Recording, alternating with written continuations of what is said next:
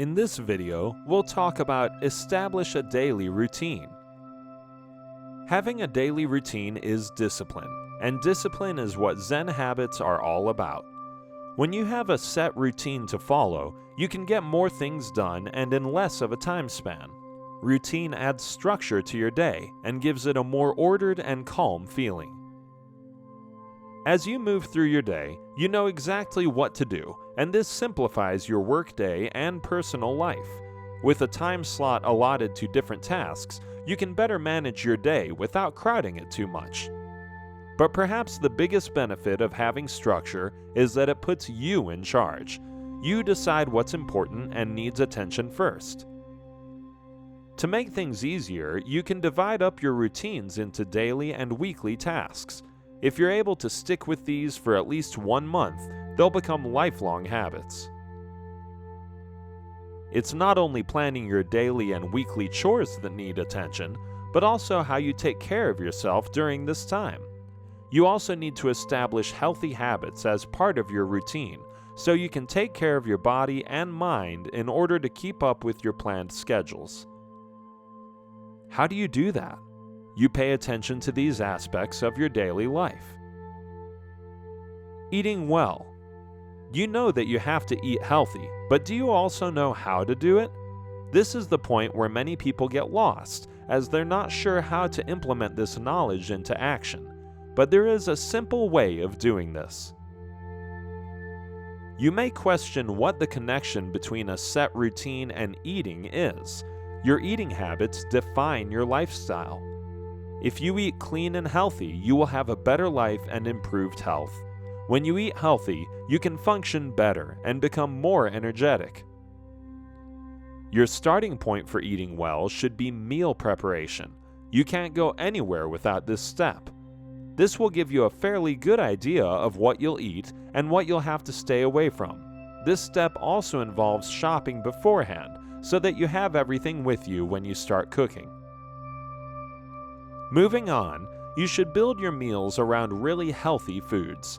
Of course, you can have some wiggle room for slight indulgences, but the core of your eating plan should be based on super healthy stuff. Make it a point to include foods that you really enjoy. This is very important if you want to eat well for the rest of your life.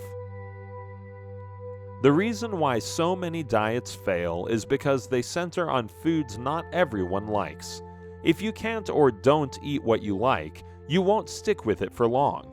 While anyone can follow a restrictive diet for a few weeks at most, if you start to feel deprivation and suffering, you'll give it up quickly. So the key to eating well all the time is to choose healthy and enjoyable foods. You can also add in variety and mix up the plan every now and then, but the key is to stay with foods you love. Another aspect is food preparation. Keep your recipes simple, for you don't want to be slaving over the stove endlessly. Choose meals that are quick to prepare and use fewer ingredients. This way, you'll save up on time as well as money. Mind your portion size as you eat. If you're eating healthy, nutritious foods, then you won't have to go in for seconds and thirds. What you eat in one serving should be enough to last you till your next meal. Exercise. When establishing a daily routine, it is important that you make exercise a part of your routine. Exercise not only keeps you fit, but also keeps you happy and has a mind-calming effect. It can even act as therapy for some.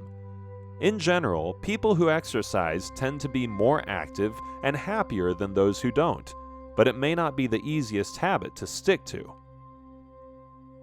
Oftentimes, people start out exercising with a lot of energy and enthusiasm. They tell themselves they'll run for 30 minutes every day, or that they'll hit the gym daily. But the problem with this is that such a goal becomes too hard to sustain for long. You may be able to do it for a few days, but then you burn out and the whole thing becomes a drag. You may also tell yourself that you'll work out, eat healthy, quit desserts, and go cold turkey on the soda all at the same time. This approach also creates problems because there are too many goals to deal with all at once. Instead, what works in making exercise a regular part of your day is to start simple. Keep your exercise sessions short and simple in the beginning. Decide on a time that'll work best for you. This way, you're more likely to follow through and not put things off. Start off with a 15 to 20 minute session and stick with it for at least 2 weeks. As your body gets used to exercising, you can then start prolonging your sessions and adding more intensity, but try not to up the duration and the intensity at the same time. As you exercise, make sure that it's something you enjoy. As in the previous point, if you don't enjoy what you eat, you'll give up healthy eating altogether. The same goes for exercise. If you don't enjoy what you do, you'll stop doing it. Remember that recovery is an important part of exercise. You may not need to have a rest day if you're only working out lightly for 20 minutes or so. But as you progress towards more advanced sessions, make sure to add in rest days to give your body a chance to recover. On your rest days, indulge in some very light exercise, such as going out for a walk. The point is to never actually skip a day, as this makes creating a habit more difficult.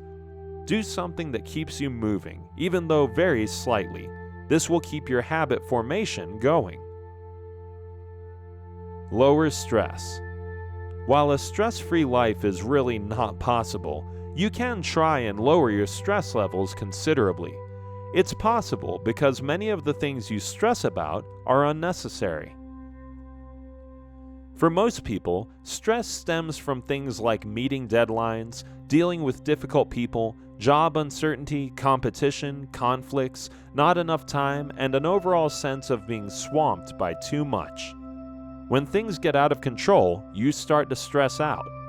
If you want to lower stress levels from your life, then you need to have some sort of a method to do so. For instance, you need to recognize the signs of stress. When you feel the stress coming on, pause and take notice. You may feel this as a physical sensation of rushing and crashing down, or may recognize it as a headache coming on. Whatever the signs, you need to stop and slow down. If you feel that you're not in control any longer, just stop doing whatever is bringing on this feeling. You need to recognize that you can't be in control all the time, so don't let it get the better of you. Know that you can't do everything at once, so pick and choose your tasks wisely. Narrow your scope to bring things in perspective and renegotiate your commitments. Choose only what is doable and focus on one thing at a time. As you fully give yourself to that one thing, feel the tension melt away and relax into the moment. Accepting what's going on will make you better at lowering stress than trying to fight it. If people bring you stress, shy away from them and stay with others who make you feel good. If things get in the way, seclude yourself and meditate, stretch, massage, or get some fresh air until you are ready to face the challenges again. Schedule to take mini breaks every day to de-stress on a continual basis. This is the only way to charge yourself again for the next onslaught of the daily grind.